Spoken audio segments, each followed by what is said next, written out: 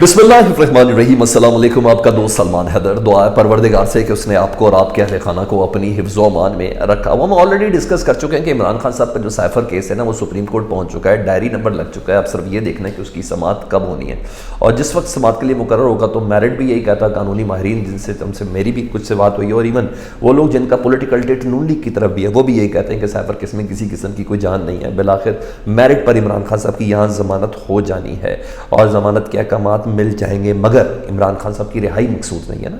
अगर इमरान खान साहब की रिहाई मकसूद होती तो इतनी बड़ी प्रैक्टिस का फ़ायदा क्यों होता? या तो इमरान खान साहब सरेंडर कर गए होते हैं, मामलात के अंदर कुछ हद तक बेहतरी आ चुकी होती, तो तब जाके तो ये बात समझ में आ रही थी, लेकिन ऐसा नहीं है। तो रिहाई सूट नहीं करती, उन्हें अंदर रखना ही मंसूब है। तो आज एहतसाब अदालत ने इमरान खान साहब के वारंट गिरफ्तारी, जी हाँ, 2 दीगर केसेस के अंदर जारी कर दिए हैं और बाकायदा अदालत से इजाज़त ली है जी नैब हुक्काम ने।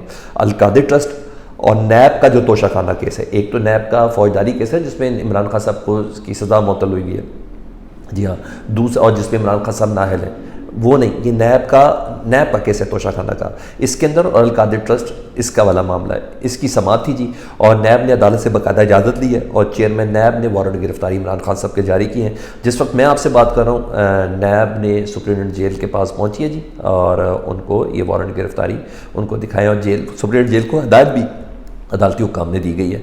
और इंटरेस्टिंग चीज़ बताऊँ क्या है कि जो नैब इस्लाहात के हवाले से जो चीफ जस्टिस उमरता बंदयाल साहब, साबिक चीफ जस्टिस, जो अहकामात दे के गए थे ना, उसके ऊपर स्टे दिया हुआ है जस्टिस काजी फाइज़ी साहब ने।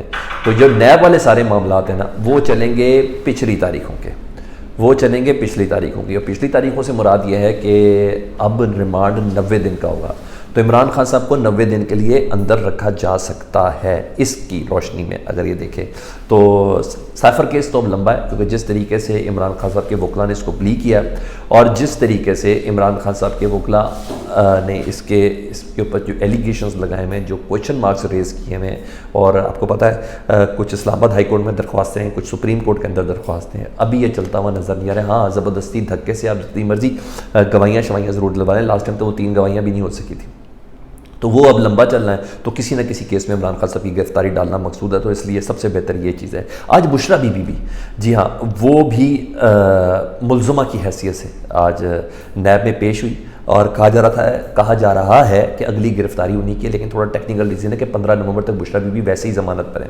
तो आज उन्हें पेश किया गया, चंद घंटे के लिए उनको बुलाया गया, और कहा जा रहा है कि उनको जब बुलाया गया तो उनके वकील के मुताबिक, नईम हैदर पंचोदा के मुताबिक, कि अलकादिर ट्रस्ट में उनको बुलाया गया था और 45 मिनट तक उनको कमरे में रखा गया। उनसे पूछा गया कि जेल की इन्वेस्टिगेशन टीम क्यों नहीं आ रही अब तक, सॉरी नैब की, तो उन्होंने कहा जी वो अभी ज़रा मसरूफ़ हैं, वो अभी नहीं आए। तो उन्होंने कहा जब वो घर पहुँची हैं तो वापस, तो फिर दोबारा उनको बुला लिया गया।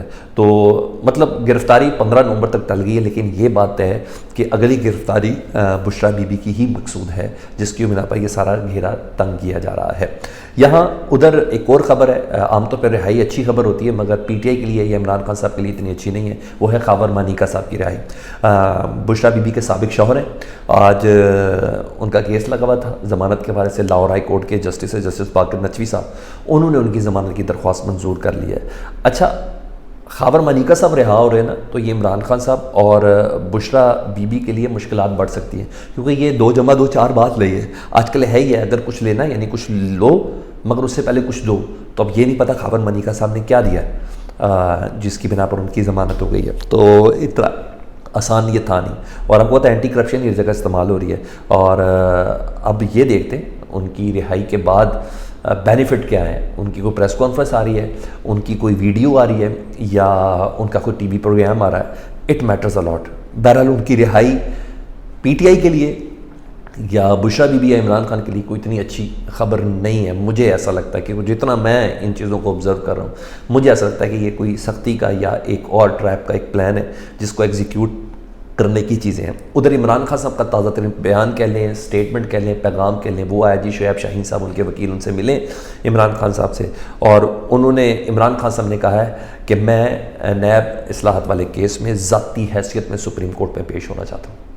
इमरान खान साहब ने वाज़ेह तौर पर अपने वकील के ज़रिए बता दिया है कि मैं सुप्रीम कोर्ट में ख़ुद जस्टिस काजी फाइज़ी साहब के सामने पेश होना चाहता हूँ, और ना सिर्फ पेश होना चाहता हूँ बल्कि عمران خان صاحب نے یہ بھی کہا ہے کہ اگر سپر لاڈلے کو مسلط کیا گیا، یعنی میاں محمد نواز شریف صاحب کو، یہ عمران خان صاحب نے پیغام دیا ہے، جس کے لیے بھی پیغام ہو شاید اس تک پہنچے. انہوں نے کہا اگر سپر لاڈلے کو مسلط کیا گیا تو ریاست کا ہی نقصان ہوگا.